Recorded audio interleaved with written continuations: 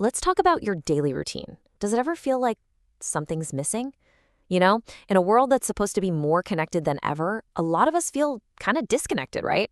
So today we're going to dig into what that missing piece is, why it vanished, and most importantly, how we can get it back. I mean, does your life ever feel like it's just this one straight line? You wake up, you go to work, you come home. Rinse and repeat. It's this nonstop loop between the demands of home and the pressures of work, and there's almost no space in between. Well, there's actually a name for this feeling. It's called the work-home trap. And for so many of us, it basically defines the entire map of our modern lives. Think about it, right? Your day is kind of bookended by these two completely different worlds. On one side, you've got your home life. That's your first place, and it's filled with family, chores, all those personal responsibilities.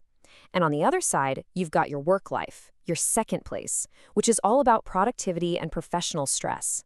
For a lot of us, that's the entire map. That's it. But what if there's a missing piece to this whole puzzle? What if our lives weren't meant to be just this simple back-and-forth commute? Well, that brings us to this incredible concept called the Great Good Place. And listen, this isn't just some new self-help idea. This is a core concept in sociology. Way back in 1989, a sociologist named Ray Oldenburg identified these third places as the absolutely vital anchors of a healthy community. You know, the spaces that exist completely outside of our homes and our jobs. Okay, so let's really break this down. Your first place, home, that's about family and duty. Your second place, work, is all about productivity and hierarchy. But the third place? That's something else entirely. It's neutral ground.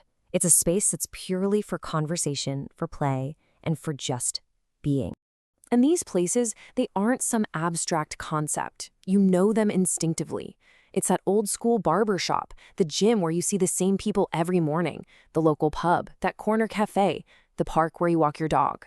These are the stages where real community life actually happens. Oldenburg had this fantastic way of describing it. He called the third place the living room of society. I mean, how perfect is that? It's that comfy, informal space where you can finally decompress from all the pressures of your other two worlds. And here's the magic of a real third place. Your job title, how much money you make, your social status, none of it matters. You just leave it all at the door. Everyone is on a totally level playing field. The CEO and the plumber are just two people sipping a coffee or playing a game of pool. So if these places are so crucial for our well-being, where did they all go?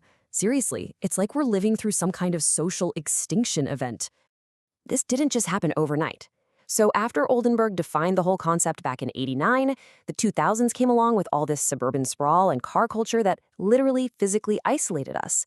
It made that work-home trap even worse. And that paved the way for digital spaces to pop up as this convenient, but let's be honest, pretty flawed substitute for real community. I mean, this wasn't some grand conspiracy. No one set out to destroy community hubs. But our relentless drive for efficiency and convenience, everything from drive-thrus to one-click online shopping, it just gave us fewer and fewer reasons to go out and just be around other people. Which brings us to this massive paradox of our time. We are more connected digitally than any generation in human history, and yet we are reporting higher and higher levels of loneliness. How does that work? So, what do? Naturally, we try to fill that social void with the tools we have right in front of us. We look for community on Discord servers, we try to connect on social media, we find our little niche in online forums. We are desperately seeking that third place experience, but we're doing it through a screen.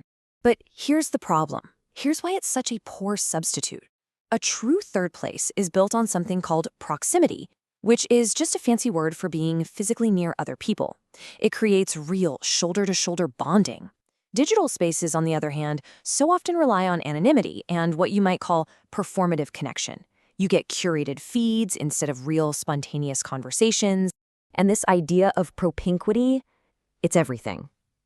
It's not just about being in the same room. It's about all those tiny, unplanned, informal interactions that just happen when we share a physical space.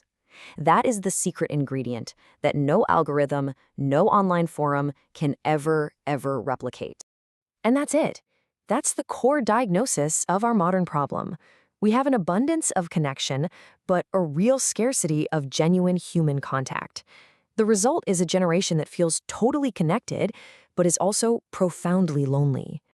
Okay, so that's the problem. And yeah, it's a big one. But here's the good news. The solution isn't complicated. It's about shifting from being just a consumer into being a participant. It's about learning how to be a regular. This right here might be the single most empowering idea we'll talk about. You don't find a third place waiting for you out there somewhere. You build one. It's an active process, and it all starts with your own choices and your own habits. And the path is actually surprisingly simple. Step 1, just pick a potential place, a local cafe, a park, a gym, whatever. Step 2, show up consistently. Step 3, just be open to connection. That's it. Seriously, that's the whole formula. No grand gestures required. And remember this, the goal here is consistency, not intensity. It is so much more powerful to pop into your local coffee shop for 15 minutes 3 times a week than it is to go for 3 hours once a month.